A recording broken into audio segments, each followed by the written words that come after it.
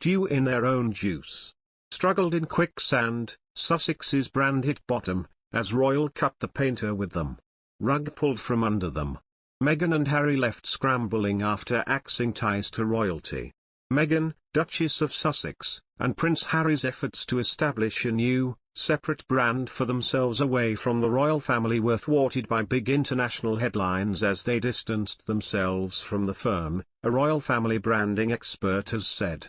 Those guidelines said, in part, that members of the royal family should, in their own way, and, using their own skills, be able to make a contribution to their own finances.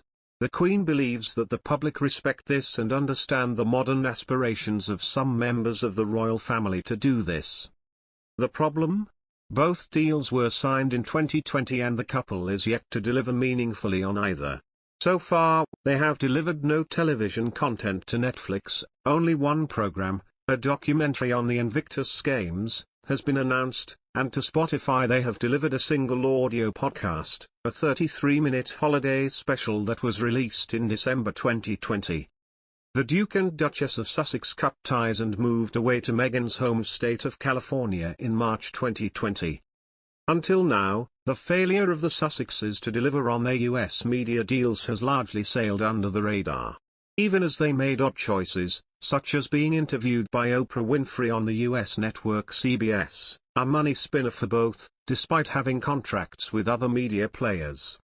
Otnes, a professor of marketing specializing in how the royal family brands itself, told us that events coinciding with the Duke and Duchess of Sussex's departure from the royal family stole the limelight away from their rebranding opportunities away from the firm.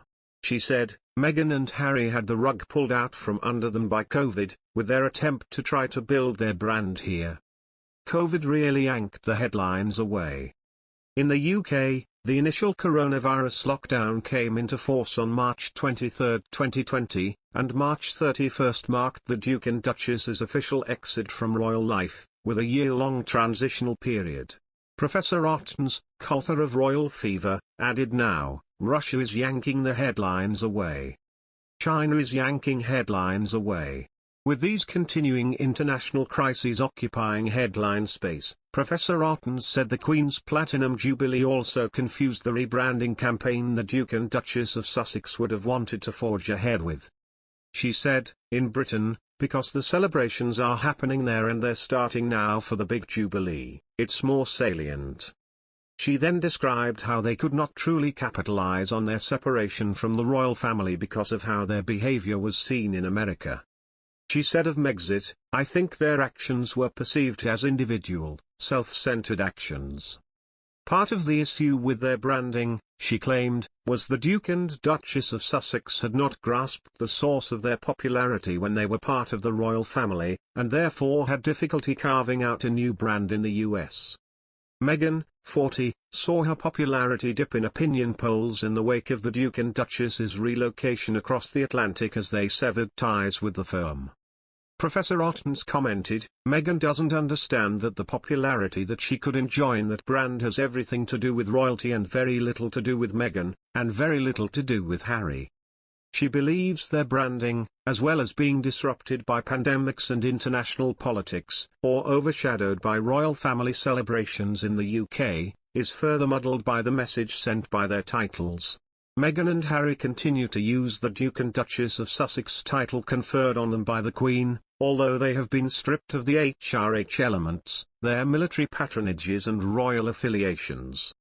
Using the Sussex title, Professor Otnes said, then became a meaningless gesture only serving to perplex the public. She claimed, I think it's kind of meaningless. If you're not involved in the royal family, and you can't use the HRH, and the Queen has said to you, fine, if you don't want to be involved, you're not involved. What does it mean?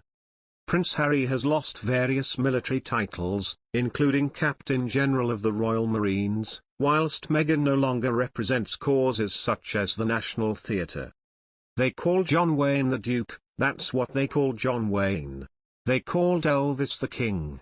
Is this the level that we're on in terms of what these titles mean? Professor Otnes claimed the Duke and Duchess had not fully understood the titles have little frame of reference in the US, commenting America does not have the sort of reverence of these titles. She continued, Americans don't care about these titles because they're not in our social structure.